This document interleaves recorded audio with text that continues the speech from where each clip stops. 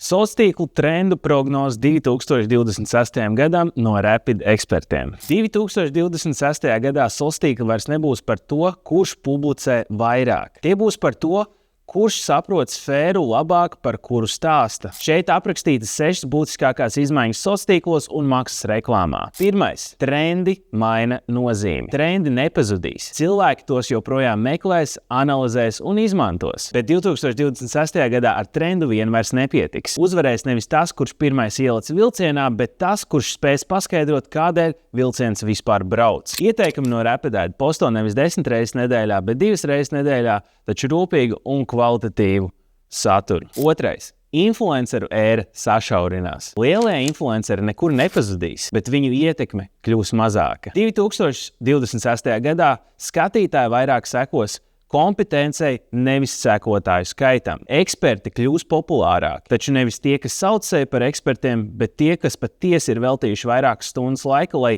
ieguldītos šajā sfērā un paskaidrotu skatītājiem informāciju, par kuru viņš tieši ir zinošs. Ieteikumi no Rapid. Nežēlojiet mārketinga budžetu un veidojiet stratēģisku un saturīgu saturu. Trešais satura nogurums.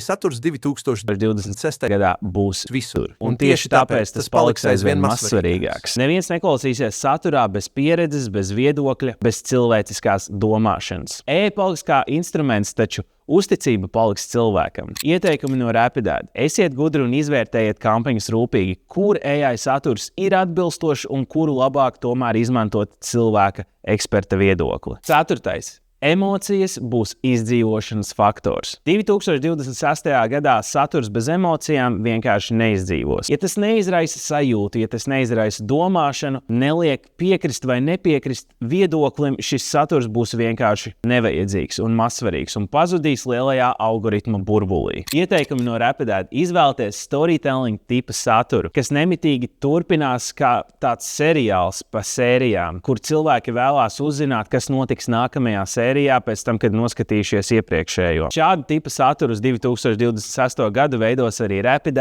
un rosinām jūs arī darīt ko līdzīgu. Shortform tipa saturs paliks mazsvarīgāks, jo cilvēki no tā jau ir noguruši. 5. Gen Z nosaka toni. Gen Z līdz 2026. gadam jau ir izauguši, nobrieduši un gatavi maksāt par jūsu pakalpojumiem, un viņi būs galvenais pircējs. Tādēļ Gen Z sāks palikt par vienu no galvenajiem pircējiem jūsu pakalpojumam vai produktam. Ieteikumi no Rapid. Ja jūs joprojām neesat veidojuši reklāmas, kas atbilstošas Gen Z komunikācijas tonim, tad es ieteiktu šogad, kā pēdējā brīdī, ielikt šajā vilcienā un veidot reklāmas priekš Gen Z atbilstošā toņa. Gen Z vecuma grupa, starp citu, ir 18 līdz 28 gadu šobrīd. 6. Cilvēki pirks platformā, nevis mājaslapā. Diezgan paši izskaidrojoši, bet respektīvi zīmoliem ir jādomā par to, kā viņi pārdos savu produktu tieši platformā, nevis novirzīs cilvēkus uz mājaslapu, kur tie varēs to iegādāties. No Rapid puses mēs esam uztaisījuši produktu, kas saucās Rapid Live un ir risinājums tiešraides pārdošanam. Tātad, ja jūs pārdodat tiešraides laikā, jūs varat komentārā iegādāties šo produktu, nepārējot uz citu mājaslapu, uz citu iegādes vietni.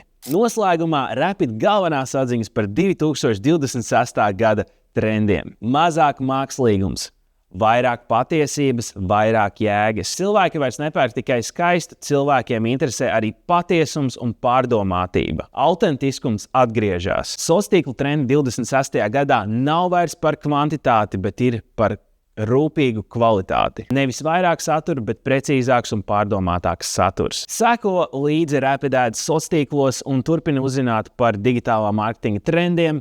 Seko līdzi arī YouTube, lai uzzinātu jaunākās Rapidcast intervijas. Postscriptum šeit ir rīks, kuru jūs varat izmantot, lai paskatītos trendus 2026. gadam, priekš sociāliem, to captioniem un arī SEO engineiem.